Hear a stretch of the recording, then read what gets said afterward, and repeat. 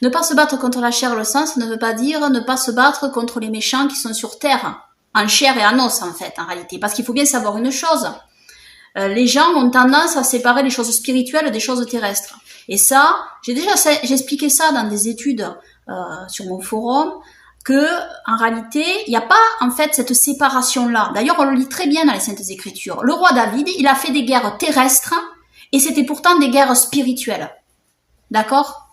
Il se battait contre des hommes charnels, en chair et en os. D'accord ? Le sang a été versé. Et pourtant, c'était une guerre spirituelle. Il y avait les anges avec. Ça se mêle. Le terrestre et le spirituel sont des choses qui se mêlent ensemble. Il n'y a pas de séparation comme ça. Alors, prendre un verset, par exemple, comme celui de l'apôtre Paul, nous n'avons pas à lutter contre la chair et le sang, mais contre les puissances célestes, etc. Et citer ce verset pour dire il ne faut pas se mêler des choses terrestres, c'est stupide, en réalité, c'est ridicule, parce que c'est pas ce que dit l'apôtre Paul ici. C'est pas du tout ce que dit l'apôtre Paul. L'apôtre Paul ici, il parle des choses charnelles qui sont sans Dieu, en réalité, sans l'Esprit Saint d'Élohim. Mais il n'y a pas de cette séparation, cette dichotomie, en fait, entre les choses terrestres et les choses célestes. C'est pas vrai, ça. Dieu se mêle des choses terrestres, sans arrêt tout le temps. Nous sommes sur terre, nous sommes des êtres de chair et de sang, et nous sommes aussi des êtres spirituels. Les deux sont mêlés. Nous sommes dans un corps de chair et notre esprit est dans un corps de chair. Donc le spirituel est dans un corps de chair, en réalité. Donc la chair et le spirituel sont des choses qui sont ensemble, imbriquées. Donc, vous n'allez pas vous couper en deux, en réalité, d'accord? C'est comme l'Israël spirituel et l'Israël charnel. Ça, c'est pareil. C'est la même idéologie ridicule prêchée par certains chrétiens. Il y a l'Israël spirituel et puis l'Israël... Non, on est charnel, on est spirituel. On n'a pas un pied à l'extérieur, un pied dedans, d'accord? On a les deux pieds à l'intérieur, ou alors on a les deux pieds dehors. On n'a pas un pied dedans, un pied dehors. Ça, c'est pas vrai, ça. C'est ridicule et c'est anti-scripturaire, en réalité. Donc, bien sûr que se mêler de politique, c'est important parce que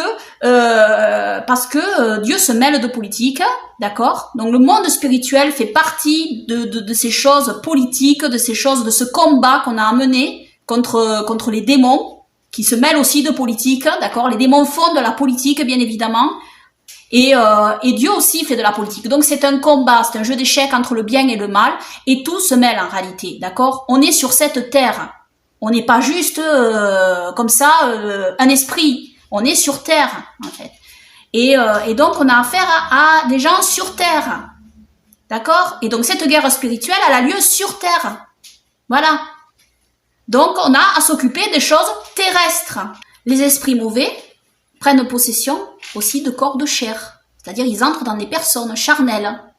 D'accord? Les démons. Donc, on a affaire à des choses aussi, on a à lutter de manière terrestre, sur terre. Et nous sommes dirigés par l'Esprit Saint d'Élohim. Donc, comme j'ai dit, les deux sont liés en réalité, on n'a pas à séparer. Et prendre le verset de l'apôtre Paul, ce verset de l'apôtre Paul que j'ai cité, ainsi, c'est le prendre hors contexte en réalité. C'est pas ce que l'apôtre Paul dit. L'apôtre Paul, il parle de s'occuper, en fait, on n'a pas à lutter contre la chair et le sang, c'est-à-dire, il veut expliquer par là que justement, le spirituel est là, toujours derrière en réalité. C'est pas juste, on n'est pas juste des êtres de chair et de sang en réalité. Il y a le spirituel, en fait, qui est derrière, toujours. C'est derrière, c'est contre ça qu'on lutte, contre ce qui est caché derrière la chair et le sang qu'on lutte. C'est ça que l'apôtre Paul dit en réalité. C'est ça qu'il faut comprendre. C'est-à-dire que c'est derrière la chair et le sang se cachent les forces spirituelles. Mais ça ne veut pas dire qu'il n'y a pas la chair et le sang, que c'est vaporeux, que tout a disparu. Non, c'est pas ça. Dieu fait de la politique. Vous avez qu'à lire toutes les Saintes Écritures et vous verrez que Dieu fait toujours de la politique. Combien de fois nous voyons dans les Saintes Écritures que Dieu a utilisé des rois et des reines pour accomplir son dessein, pour son peuple. On a l'histoire de Joseph, qui est devenu premier ministre d'Égypte. Et il y a, par exemple, Daniel aussi. Il a été un rang très élevé. Dieu se mêle de politique.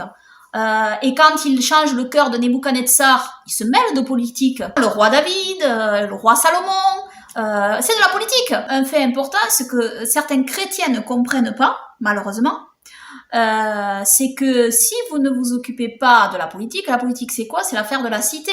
C'est-à-dire, c'est l'affaire de la ville, c'est l'affaire du pays dans lequel vous vivez. C'est ce qui fait qu'il y a des lois qui sont passées, des lois qui sont soit mauvaises, soit bonnes, et qui vont impacter votre vie au quotidien, en réalité, là où vous vivez. Donc c'est important pour les croyants, pour que les chrétiens vivent en paix, pour que les croyants vivent en paix. C'est d'ailleurs pour ça que Paul a dit de prier pour les autorités, pour que nous vivions en paix. C'est la politique. La politique, si vous ne vous en occupez pas, elle s'occupera de vous. C'est très important, très important donc de se mêler de politique. Si les croyants se mêlent de politique, eh bien, ça va changer la politique. Il y a certains cas, il y a dans certaines circonstances et dans certains cas, les choses peuvent changer. Tout n'est jamais pareil avec Dieu. En fait, faire des règles générales, faire trop de généralités avec Dieu, c'est pas bon. Parce qu'à un moment donné, Dieu va vous demander aussi d'être flexible dans certaines circonstances et dans certaines situations. Il vous demandera de faire quelque chose pour une certaine circonstance, dans une certaine situation, à un certain moment donné. Et ça, il faut le faire à ce moment-là. Il ne faut pas être trop rigide avec Dieu non plus. Faut pas imposer des règles c'est pas la loi, hein. Je veux dire, c'est pas une loi de jamais voter non plus, quoi. Je veux dire. Donc, si vous voulez, il faut être flexible avec ça. Et il faut suivre le Seigneur au moment où il vous dit de faire quelque chose, en fait. Hein. Et ça, c'est personnel.